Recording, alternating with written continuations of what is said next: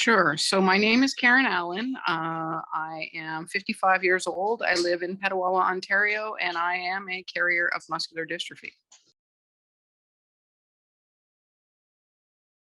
So when my brother was diagnosed in the early 70s, my mom took us all to get tested at the IWK hospital in Halifax because I grew up in Nova Scotia. And basically, I was diagnosed as being a carrier or through a blood test at the tender age of 6 years old.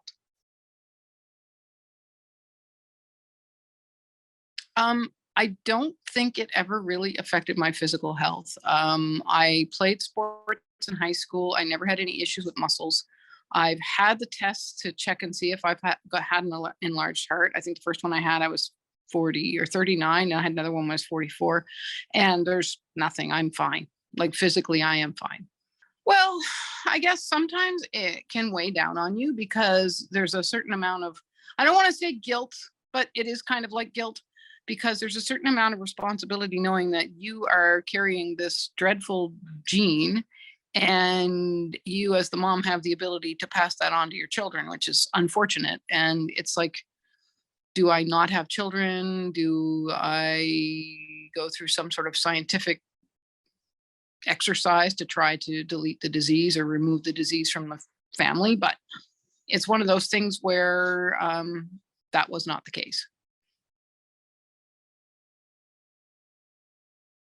Well, as a teenager, I really didn't give it much thought. Like at that point in time, it was like, I'm not going to have children. And then you get older and that changes. And when I had Danielle in 1998, I remember in February going to Toronto for Manitoba and having chorionic villus sampling done or CVS testing to determine if the gene was present. And basically, once they found out that she was a girl, they didn't test any further. They didn't confirm whether or not she was a carrier or whether she would have the disease or anything. Oh, it's a girl. You don't have to worry about it. So, and that was kind of the end of it until we had James at 42. Well, I was 41 when I got pregnant, but 42 when he was born. And we got testing done again. And it turned out, they went through the whole process. And normally they're supposed to tell you the gender of the child before they tell you whether or not the gene is there. Well, they skipped that part. So they basically told me the gene was present. I'm like, oh, by the way, it's a boy. Oh, good, thanks. And so there was a definite moment, a pause, and it's like, okay, so this is what we're dealing with now. And so you pick yourself up, as they say, dust yourself off, and you carry on with your new reality because what you were hoping for isn't what's going to happen. What's interesting in the case of my daughter was she was with her father for a period of time, and she was at the point where she wanted to reestablish a relationship with me, and she was graduating high school. So her best way to reach out to me was, Mom, I want to find out if I'm a carrier. I need some information from you. So we reconnected because she wanted to be tested. And when she was tested, it was confirmed when she was 17 that she was also, in fact, a carrier. And there's that certain feeling of like responsibility because I've passed this on to her, which is, I wished I hadn't. But by the same token, she has basically come up with her own plan about how to adapt to it. And she plans on doing IVF in order to have children and hopefully not have a child that has Duchenne. Oh, as I told you earlier today, James is the glue that holds us all together. He is funny and musical and smart. And, it doesn't matter what kind of a day you're having. And you could ask his teacher from last year, he will always brighten your day. Always. James is a huge Beatles fan.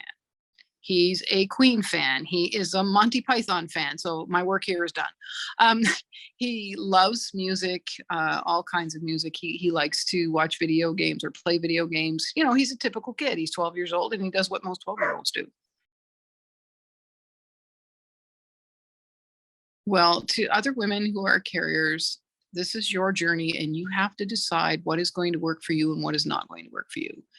And take the time to make the decisions because they're going to affect your life and they're going to affect the lives of other people.